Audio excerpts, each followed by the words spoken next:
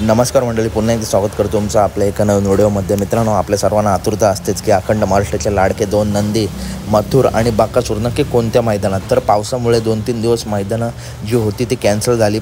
एकच मैदान झालं विरकरवाडीचं मैदान आणि चांगलं असं मैदान संपन्न झालं होतं। त्या मैदानात बकासूरची हार झाली होती, परंतु मोठा कमबॅक बकासूर लवकरच करेल। तर आज मथुरचं नियोजन कसं आहे, तर आज बैलपोळा निमित्त मथुरचे मित्रांनो आज पळसे या ठिकाणी मिरवणूक आहे 2 ते 6 या दरम्यान। तर त्या विभागातील कोणी मथुरप्रेमी असतील तर नक्की मिरवणुकीला जा।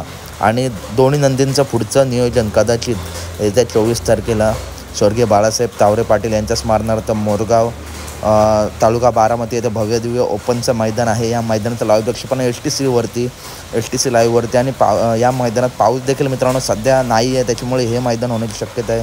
तर व्हिडिओ आवडले असेल तर नक्की व्हिडिओ लाईक करा, चॅनलला सबस्क्राईब करा, कारण बैलगाडी क्षेत्रातील सर्व अपडेट नेहमीच मी तुमच्यापर्यंत घेऊन येत असतो। धन्यवाद।